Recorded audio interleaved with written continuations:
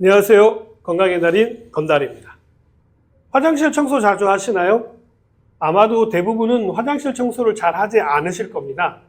제가 그렇거든요. 사실 가정위생의 최전방에 있는 곳이 두 군데가 있는데요. 하나는 주방이고요. 또 하나는 화장실일 겁니다. 주방은 우리가 먹는 것을 다루는 곳이라 그나마 눈에 보이는 곳에 정도는 이렇게 자주 청소하고 관리를 하게 되는데요.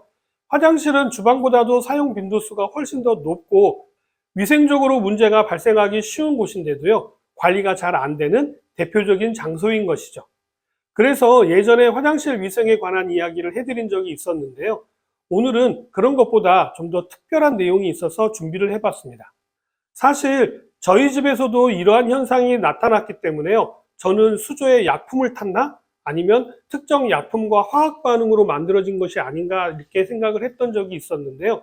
최근 기사에 이 부분에 대한 내용이 자세하게 나와서 오늘은 이 내용을 좀 전해드리도록 하겠습니다.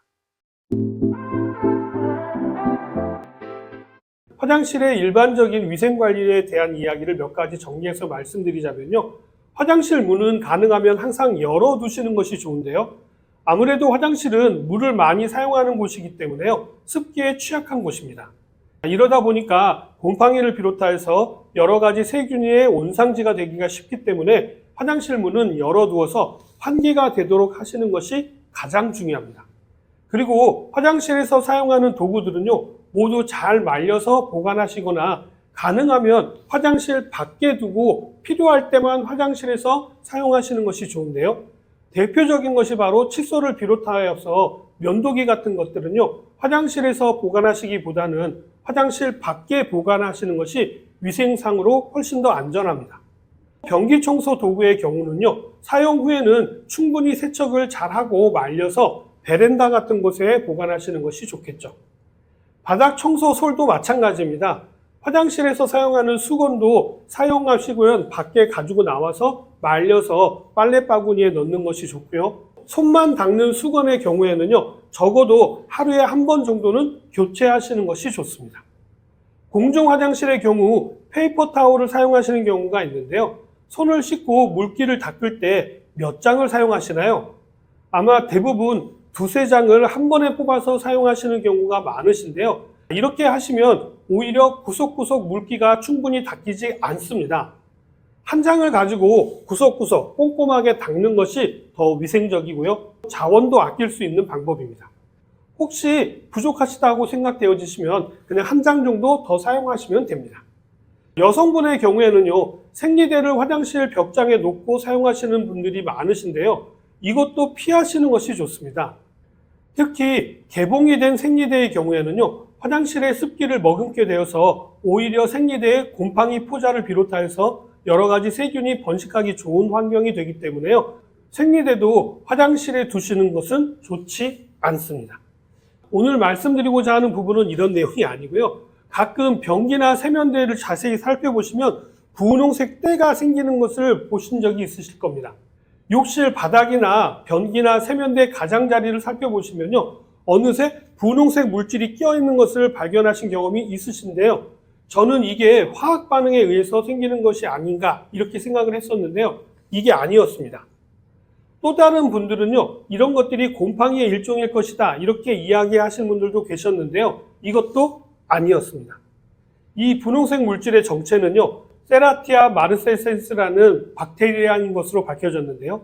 습한 환경에서 잘 번식하는 특성에 따라서 샤워기라든지 세면대, 변기 주변 등 물기가 있는 곳이라면요, 화장실 어디에서도 발견되는 세균입니다. 이 세균의 번식으로 인해서요, 분홍색이나 붉은색의 바이오 필름이 형성되어지게 되는데요. 분홍색 물질은 실제로 곰팡이가 아니었다라는 것이죠. 호주 멜버른에 살고 있는 청소 전문업자 케이시 스티븐스는요, SNS에 영상을 올려서 분홍색 물질이 호흡기 감염을 일으킬 수 있다라고 경고하고 있는데요. 바닥이나 샤워기, 변기, 세면대에 띠를 두르듯이 나타나는 이 박테리아의 명칭은 세라티아 마르세센스라는 박테리아라고 밝혔는데요. 2013년도에 국립의학도서관에서 발표된 논문에 따르면요, 이 박테리아는 기회 감염성 병원균으로 지정되어 있다고 합니다. 엔테로박테리아과에 속하는 이 그람 음성세균은요, 1819년도 이탈리아 약사 바르톨로메오 비치오에 의해서 처음 발견되었다고 합니다. 당시 그는요, 옥수수 죽에서 발생한 붉은 변색 현상의 원인이 이 박테리아임을 밝혀냈는데요. 이 기회 감염성 병원균은요, 정상적인 면역 체계가 건강하게 작동하고 있을 때는 큰 위협이 되지 않지만 면역력이 약해지거나 특정 조건에서는요, 감염을 일으킬 수 있는 병원균을 이야기하는 것입니다. 아무래도 이것이 감염 병원균이다 보니까 면역력이 약해진 사람에게 감염을 일으킬 수가 있기 때문에 각별한 주의가 필요한 것이죠. 가정의 욕실 외에도요, 의료기관에서도 발견되는 경우가 있는데요. 병원 내 감염의 원인으로 호흡기 감염, 요로 감염, 창상 감염, 폐혈증 등을 유발할 수가 있기 때문에 병원이라고 해서 안심할 수 없는 것이죠. 일부 항생제에 내성이 있어서요, 치료를 어렵게 만드는 경우도 있어서요, 병원 환경에서 이러한 내성균의 문제를 일으키는 보고가 있었다라고 합니다. 실제로 대한내과학회지에 게재된 연세대 의과대 내과학 교실의 세라티아 마르세센스의 폐혈증의 임상적 연구에 따르면요, 특히 병원에서 발견되는 세라티아 마르세센스의 경우에 여러 항생제에 대한 복합 내성이 있어서 일단 감염되면 폐혈증을 일으킬 가능성이 높다라고 이야기하고 있고요. 이 박테리아에 의해서 폐혈증이 생길 경우에는요, 치료하는 데 어려움이 있다는 점을 시사하기도 했습니다. 이뿐만 아니라 라틴 아메리카 과학학술 연구에서도요, 이 세균에 대한 연구가 진행된 적이 있었습니다. 그렇다면 뭐니 해도 욕실에 있는 이 분홍색 박테리아를 제거한 후에는 재발하지 않도록 조치를 취하는 것이 가장 중요할 텐데요. 마침 미국 경제 전문지 포브스가 권장한 세라티아 마르세센스 재발 방지법이 있어서 소개를 해드리도록 하겠습니다. 첫 번째로는요, 제가 말씀드린 내용과 동일하게요, 화장실의 습기를 줄일 수 있도록 배기팬을 활용하는 것을 권장하고 있는데요. 이 팬은 샤워하기 전에도 미리 틀어놓을 뿐만 아니라 샤워 후에도 최소 20분 이상 팬을 계속해서 켜두게 되면요, 실내 습도를 줄일 수 있다고 권장하고 있습니다. 다음 두 번째로 샤워 후에는 샤워 벽과 샤워 커튼의 물기를 제거하는 것이 좋다인데요. 몸을 닦은 수건을 이용하시는 것도 좋고요. 아니면 이런 물기를 닦아내는 도구로 스퀴즈를 이용하시는 것도 좋은 방법이 될 수 있습니다. 세 번째로는요, 항균 샤워 커튼 라이너와 욕실 매트를 사용하시게 되면요, 미생물 번식을 억제할 수가 있어서 화장실을 관리하는 데 도움이 될 수 있습니다. 그러나 아무리 항균 제품을 사용한다고 하더라도요, 주기적으로 세탁을 해주고 교체를 해주시는 것도 아주 중요합니다.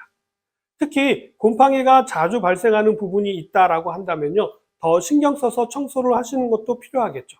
무엇보다도 가장 중요한 것은요, 주기적인 청소인데요. 청소를 할 때 락스를 적절하게 사용하시면 살균을 하는 데 도움이 될 수 있습니다만, 여기서 중요한 것은요, 락스를 사용하실 때는 반드시 환기를 하시면서 사용하셔야지 밀폐된 곳에서 환기 없이 사용하시게 되면요, 위험할 수 있으니까 주의하시기 바랍니다. 그리고 락스는요, 원액을 사용하시기보다는요, 표기사항에 나와 있는 희석 비율대로 사용하시는 것이 효과적이니 용도에 따라서 희석해서 사용하시기 바랍니다. 자, 오늘은 화장실 분홍색 띠의 정체에 대해서 말씀을 드렸는데 어떻게 좀 도움이 되셨나요? 그럼 저는 다음 시간에 더 좋은 내용을 가지고 다시 찾아뵙도록 하겠습니다. 감사합니다.